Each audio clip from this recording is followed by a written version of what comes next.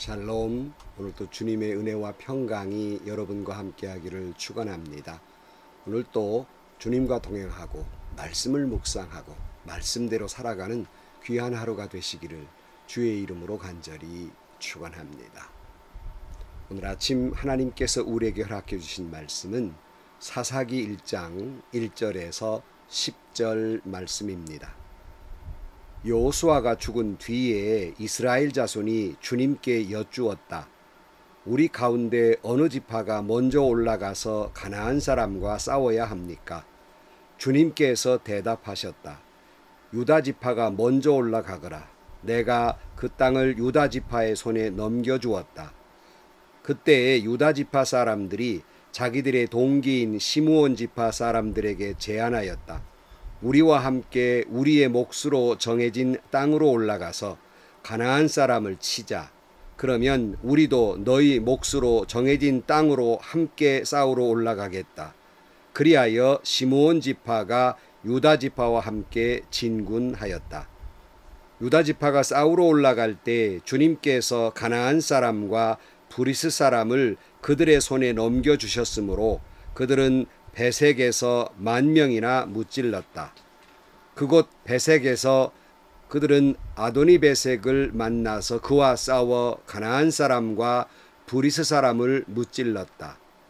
그들은 도망치는 아도니베색을 뒤쫓아가서 사로잡아 그의 엄지손가락과 엄지발가락을 잘라버렸다. 그러자 아도니베색은 내가 70명이나 되는 왕들의 엄지손가락과 엄지발가락을 잘라내고 나의 식탁 밑에서 부스러기를 주어 먹게 하였더니 하나님이 내가 한 그대로 나에게 갚으시는구나 하고 탄식하였다. 그는 예루살렘으로 끌려가서 거기에서 죽었다. 유다 자손이 예루살렘을 치고 점령하여 그곳 주민을 칼로 죽이고 그 성을 불태웠다. 그 다음에 유다 자손은 산간 지방과 네겝 지방과 낮은 지대로 내려가서 거기에 사는 가나안 사람과 싸웠다. 또 유다 자손은 헤브론에 사는 가나안 사람을 쳤다. 헤브론은 전에 기럇 아르바라고 불리던 곳이다. 거기에서 그들은 세세와 아이만과 달메를 무찔렀다. 아멘. 성경은 연대기 순으로 기록된 것은 아닙니다. 우리가 잘 알다시피 구약 성경은 모세오경, 역사서, 문학서, 예언서 등등으로 분류되어 있습니다. 이렇게 분류되어 있기 때문에 연대기적으로 볼 수는 없고 단지 하나님께서 역사를 이용하셔서 그때그때 말씀하시고자 하는 바를 우리에게 주시는 것이기에 우리는 역사 순서가 아니라 하나님의 시간에 초점을 맞추어서 역사를 보고 그 메시지를 보아야 합니다. 성경에 나타난 시간은 크게 두 개라고 이렇게 말합니다. 하나는 카이로스라는 말인데 이것은 우리가 생각하는 직선적인 개념의 시간이 아니라 의미 중심, 때 또는 기회라고 이렇게 표현하고 있기도 합니다만은 그러니까 하나님께서 그 사건을 통해서 말씀하시고자 하는 그 뜻에 초점을 맞춘 시간이 있습니다.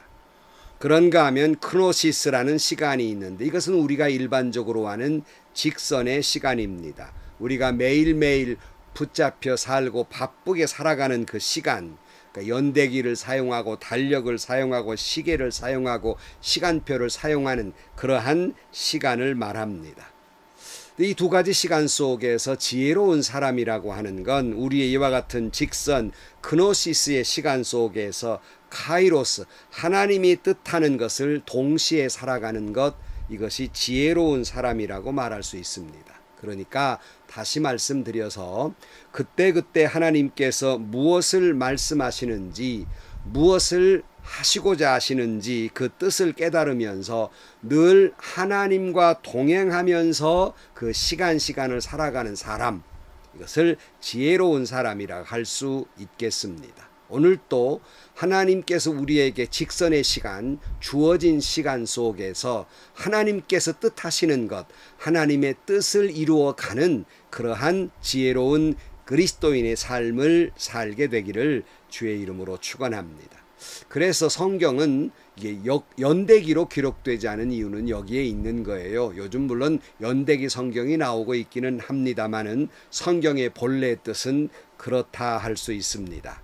그러니까 성경은 그때 그 사건 그리고 그 사람을 통해서 하나님께서 우리가 하나님 앞에 어떻게 살아야 할 것인가에 대한 그 의미와 삶을 가르치고 있는 말씀, 이것이 바로 성경입니다. 그러니까 성경은 여러분 역사를 가르치고 있는 것이 아니라 하나님 앞에서의 의미 있는 삶, 하나님의 뜻을 이루어가는 삶은 어떤 것인가를 말씀해 주고 있다는 것입니다. 사실 오늘부터 말씀을 나누고자 하는 사사기는 우리 시대에서 무려 3000년 전에 일어났던 이스라엘이라고 하는 작은 나라의 역사에 불과합니다. 우리와 시대도 다르고 문화도 다르고 환경도 다른 남의 이야기에 불과할 것입니다. 그러나 성경의 모든 역사가 그러하듯이 사사기는 오늘 이 시대를 살아가는 우리들의 이야기이며 우리들을 위한 역사의 소중한 교훈을 담고 있는 것입니다. 그러니까 하나님의 뜻, 하나님의 메시지를 이스라엘이라고 하는 작은 나라의 역사 속에서 우리에게 말씀하고 있다는 것입니다. 그래서 많은 신학자들 또는 목회자들이 이 사사기가 그 3000년 전 이야기가 아니라 오늘 우리가 살아가는 이 시대의 모습을 잘 나타내 보여주고 있다, 이렇게 말하는 것입니다. 사사기의 이스라엘의 상황은 오늘 우리가 살고 있는 이 시대의 그림이다, 이렇게 말하기도 합니다. 자, 이들은 지도자들을 잃은 이스라엘 사람들처럼 오늘 우리도 이 시대에 정말 진정한 지도자 또는 그 지도력, 이것에 대한 부재로 인해서 세계나 나라는 혼란스럽고 혼돈에 빠지곤 하는 것입니다. 사사기 시대의 죄악은 오늘 우리의 죄악이며 사사기 시대의 타락상은 오늘 이 시대의 타락상을 투영하고 있는 것입니다. 또 그들이 받은, 그러하기 때문에 그들이 받은 징계와 고난 역시 오늘 우리가 겪는 아픔과 진통을 증거하고 있고 그들의 애절한 부르짖음 속에서 오늘 이 시대에 처절한 절규, 애통의 소리를 듣게 되는 것입니다. 하지만 사사기가 주는 가장 소중한 메시지는 이와 같은 절망적인 그림이 아니라 이런 절망적 통곡 속에서 만난 하나님, 바로 이 하나님이 사사기의 주인공이며 그 하나님에 대한 소망을 가져라, 이 세상의 소망을 품지 말고 하나님께 소망을 두라는 메시지가 사사기 전체, 아니 사실은 성경 전체의 메시지라 할 수 있겠습니다. 진흙 속에 빛나는 보석처럼 그런 절망과 절규 속에서 소망으로 피어난 하나님, 좌절의 늪에 던져진 우리를 하나님께서 구원의 손길로 구원해 주시고 죄인들을 버리지 아니하시고 그래도 찾아와 주시는 하나님의 놀라운 긍휼과 사랑, 이것이 사실은 사사기의 총 주제라 할 수 있겠습니다.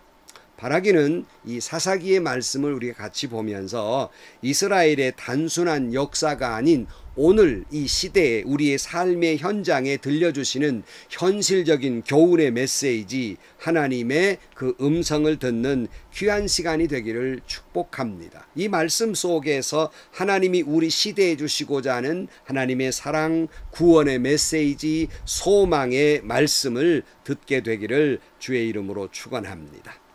그래서 우리가 이 하나님의 말씀을 들을 때마다 사실은 생각해야 될 것은 시편 119편 18절 말씀에 내 눈을 열어 주십시오. 그래야 내가 주의 법 안에 있는 놀라운 진리를 볼 것입니다 하는 그런 심정으로 말씀을 보고 말씀을 들어야 할 것입니다. 사사시대만큼이나 어두운, 아니 그 이상으로 어두운 먹구름이 뒤덮인 오늘날 이 시대에 이 하늘 아래서 구름 위에 찬란하게 빛나고 있는 태양처럼 소망의 빛이 되시는 하나님을 바라보는 귀한 시간들이 되시기를 주의 이름으로 축원합니다. 이 사사기의 말씀을 보면서 이 시대, 우리 그리고 하나님의 마음을 보면서 배우고 회개하고 말씀을 깨달아 바로서는 기회가 될 수 있기를 주의 이름으로 축복합니다. 서론이기 때문에 좀 깁니다마는 사사기를 조금 더 들어가 보면 이 시대의 배경은 이렇습니다. 여호수아의 인도 아래서 이스라엘 백성들은 예루살렘 남부 동맹군과 북부 동맹군들을 삽시간에 물리치고 가나안 땅을 차지하게 됩니다.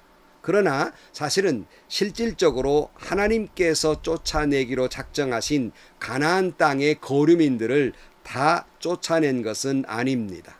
그러니까 어느 정도 점령을 해서 7지파들이 땅을 분배는 받았지만 아직 다 몰아내지는 못한 상태에서 여호수아가 죽고 맙니다. 이 사사기는 사실은 연대수는 아니지만 여호수아 뒤에 나오는 바로 이 사사기입니다. 자, 여호수아가 죽고 난 다음에 이 나머지 점령되지 아니한 땅들을 점령하고 있는 이야기가 바로 이 사사기의 이야기의 시작입니다. 먼저는 유다 지파가 헤브론을 차지하는 장면이 우리가 같이 읽은 말씀에서 나오게 됩니다. 그러니까 여호수아와 더불어서 가나안 땅에 입성한 갈렙은 고령임에도 불구하고 유다 지파 땅 중에서 가장 험지인 헤브론 산지를 믿음으로 점령하는 그런 내용들이 기록되어 있는데, 이 사사기의 시작은 아주 굉장하고 그리고 아름다운 이야기로 시작이 되고 믿음의 승리로 시작이 되지만 나중은 그런 아름다운 모습이 나타나지 못하는 것이 우리의 안타까움입니다. 한마디로 이스라엘 백성들은 하나님의 뜻, 하나님의 약속을 실현시키지 못한 결과로 많은 어려움을 겪게 됩니다. 모세가 신명기 28장에서 말씀한 대로 이스라엘 백성이 하나님의 명령을 잘 지켜서 그 길로 행하면 복을 받는다고 신명기 28장 9절에 10절에서 말씀하고 있는데, 모세가 예언한 것처럼 이스라엘 백성들은 그 말을 순종하지 못하고 거역하고 맙니다. 그들의 모습은 사사기 17장 6절이나 똑같은 말씀이 21장 25절 말씀에 똑같은 말씀이 기록되는데, 말씀은 이런 거예요. 그때에는 이스라엘에 왕이 없었으므로 사람들은 저마다 자기의 뜻에 맞는 대로 하였다. 그러니까 하나님의 약속이나 뜻을 실행한 것이 아니라 저마다 자기의 뜻대로 삶으로 말미암아서 사사기의 그 모든 스토리는 그렇게 아름답지 못한 그런 이야기들로 가득 차 있습니다. 우리는 조금 전에 읽은 말씀을 통해서 그 여호수아 시대 이후에 사사의 시대의 상을 알 수 있는데, 이 시대가 어떤 때냐?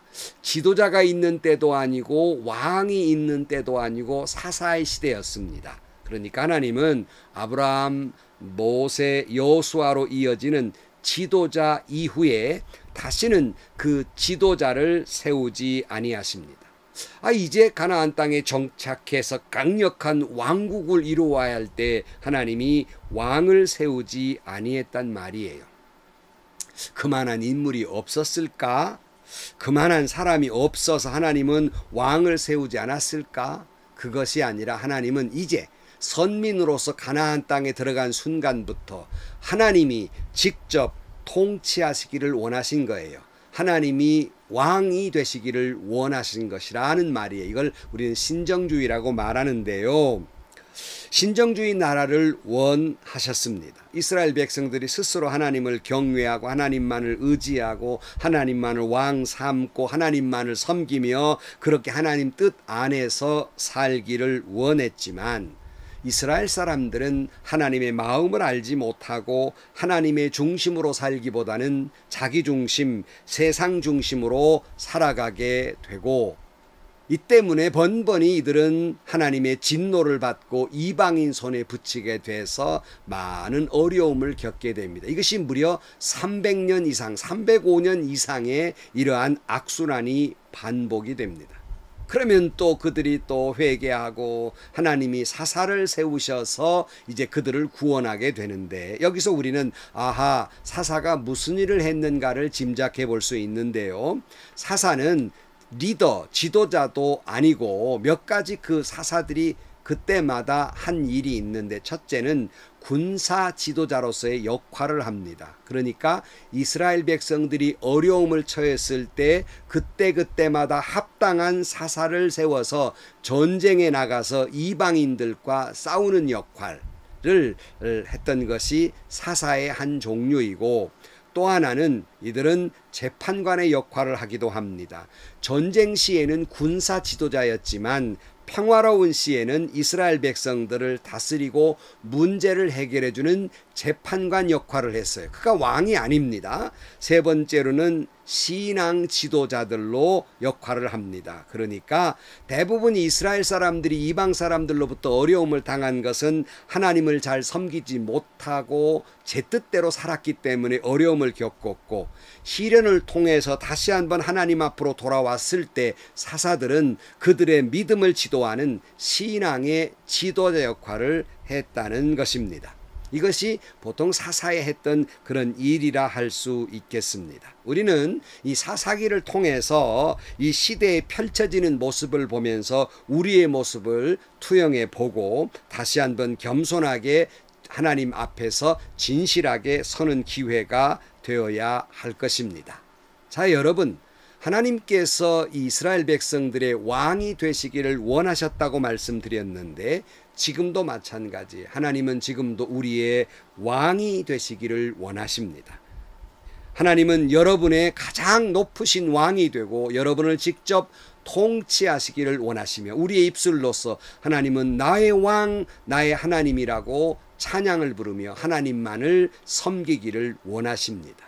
그렇다면 묻습니다. 사사시대 사람들은 그걸 못했지만 여러분은 지금 그것을 감당하고 있습니까? 불행히도 그것을 감당하지 못한다면 사사기 시대의 악순환이 계속되고 있다 할 수 있겠습니다. 이스라엘 사람들은 우리처럼 이 사실을 깨닫지도 못하고 순종하지도 못하고 하나님이 원하시는 대로 살아가지도 못하게 됩니다. 더 불행한 것은 그들 자신들이 하나님의 뜻대로 살지 못하고 있다는 사실조차도 인지하지 못하고 있다는 말입니다. 그래서 오늘 앞에 말씀드린 대로 사람들은 저마다 자기의 뜻에 맞는 대로 하였습니다. 그러니까 하나님 보시기에 그것이 옳지 않았기 때문에 하나님이 그들을 징계하게 되고, 나름 옳다고 생각하고 한 것들인데 하나님의 뜻에 맞지 않은 결과가 되며 말씀에 순종하지 아니함으로 징계를 받아서 이방인들에게 고난을 당하게 돼요. 여러분, 우리도 오늘 나름대로 이것이 옳은 일이라고 생각했던 것들이 하나님의 뜻에 맞지 않는 게 얼마나 많습니까? 신약에도 보면 사울, 나중에는 바울이 됐죠. 청년 사울이 예수님을 따르는 사람들은 다 신성 모독으로 다 쳐 죽여야 된다고 생각을 하고, 그는 신앙적 행동이에요. 그리고 아주 눈에 불을 쓰고 쫓아다녔습니다. 이것은 당시 청년 사울의 입장에서는 분명히 신앙적으로 옳은 일이었어요. 그러나 우리는 잘 압니다. 이것이 얼마나 하나님 앞에 큰 죄였는지. 그래서 요즘 말대로 속도보다는 방향성이 중요하다고 말씀드렸는데, 요즘도 그런 일들이 우리 주변에 얼마나 많이, 아니 우리 자신에게 얼마나 많이 있습니까? 특별히 소위 교회에서 충성한다는 사람들이나 소위 교회 리더들, 장로, 집사, 목사들이 하는 그런 모습들을 보면 나름대로 기도하고 말씀 보고 자기의 신앙의 경력이나 자기 나름대로 자기 뜻에 맞는 행동을 하면서 그것이 하나님 뜻에 맞지 못해서 결국 바리새적이 되어버리며, 그것이 하나님의 뜻과는 전혀 무관한 것이 돼서 하나님의 뜻은 저버리고 교회의 도리어 거친 일이 되고 사탄의 종로로 타게 되는 경우가 얼마나 많은지 모릅니다. 그들은 이야기하지요. 자기 뜻에 맞는 것이, 자기 신앙 경험에 맞는 것이 옳은 일이고 그것은 하나님의 뜻이라고 강변하지만, 그것이 얼마나 당시 사사시대 사람들이 잘못된 것처럼 우리가 잘못되어가고 그것이 얼마나 하나님 앞에 징계를 받을 일일지 자기들이 모르고 있다는 사실이 참 불행입니다. 가만히 우리는 묵상해 보십시다. 그것이 나 자신이 아닌지, 사사시대의 사람들처럼 자기 뜻에 맞는 대로 행함으로 말미암아 내 뜻에 맞는 것이, 내가 옳다고 생각하는 것이 과연 하나님의 뜻에 옳은 일이었는가, 과연 그것이 하나님의 원하시는 일이었는가 하는 거예요. 그랬다면 아마 사사기는 쓰여있지 아니했을 것입니다. 사사기의 전체의 흐름에도 보면 이와 같이 하나님을 알지 못하고 소견대로 강변하며 살다가, 고집부리며 살다가, 고함치며 살다가 결국 타락하게 되고 하나님의 뜻을 저버려 징계를 받게 되고 주변 국가의 고통을 받게 됩니다. 비로소 후회하고 회개하고, 그러므로 하나님이 사사를 보내주셔서 그들을 그 고통에서 구원해 주시는, 이것이 사사기 내내 계속 반복이 돼요. 길게는 100년, 짧게는 몇십 년, 몇 년 동안 각 지파별로 이런 것들이 계속 반복이 돼요. 타락하고 징계받고 회개하고 사사를 통해 구원해주고, 이 사이클이 반복이 돼요. 어쩌면 그렇게 오늘 우리가 이와 같은 사이클을 계속하고 있는지 우리는 다시 한번 하나님 앞에 서야 할 것입니다. 우리는 오늘 사사기 서론을 마치면서 다시 묻습니다. 하나님은 당신의 왕이 되시기를 원하십니다. 행여나 사사기 시대의 사람들처럼 하나님을 왕으로 모시지 못한 채 자기의 소견대로, 자기의 뜻대로 살아가는 것은 아닙니까? 아니, 자기 뜻대로 사는 것이 하나님의 뜻이라고 생각하고 착각하고 어기고 혹시라도 징계에 빠져 있지는 않습니까? 믿음이라고 하는 것은, 기도라고 하는 것은 내 뜻을 내려놓고, 내 소견을 내려놓고, 내가 옳다고 하는 생각을 내려놓고 하나님의 뜻에 순종하는 것이 믿음이며 바로 기도입니다. 두려운 마음으로 나의 왕, 나의 하나님을 고백하면서 항상 내 뜻대로가 아니라 하나님의 뜻대로 늘 살아가기를 몸부림치며 살아가는, 내 소견대로가 아니라 하나님께서 원하시는 대로 살아가는 저와 여러분들이 되시기를 주의 이름으로 간절히 축원합니다. 기도하시겠습니다. 하나님 아버지, 입술로는 나의 왕, 나의 하나님이라고 찬양을 부르면서 내 스스로가 왕이 되어버린 경우가 얼마나 많은지 모릅니다. 언제나 내 뜻은 하나님의 뜻과 일맥상통하다고 강변하고 고집부리면서 도리어 하나님의 뜻에 어긋난 적이 얼마나 많은지 모릅니다. 두렵습니다. 말씀을 깊이 묵상하면서 언제나 내 소견을 내려놓고 하나님의 뜻을 묻는 저희들이 되게 하여 주옵소서. 예수님의 이름으로 기도하옵나이다. 아멘. 믿음이란, 기도란 하나님 앞에 강변하는 게 아닙니다. 거꾸로 하나님 뜻에 내 모든 소견을 내려놓는 것입니다. 진정 하나님이 원하시는 것이 무엇인지 아무리 100% 내 생각에, 내가 신앙적으로 경험적으로 내 신앙적 인격으로 보면 그것이 옳다 하더라도 다시 한번 하나님의 뜻인지를 묻는 여러분들이 되시고, 행여나 사사시대의 잘못처럼 자기 뜻대로만 행해버린 어리석은 우리가 되지 않고 하나님의 뜻에 맞추어 사는 저와 여러분들이 되시기를 주의 이름으로 축원합니다. 행복하시고요, 좋은 일이 가득한 하루가 되시기를 주의 이름으로 간절히 축원합니다.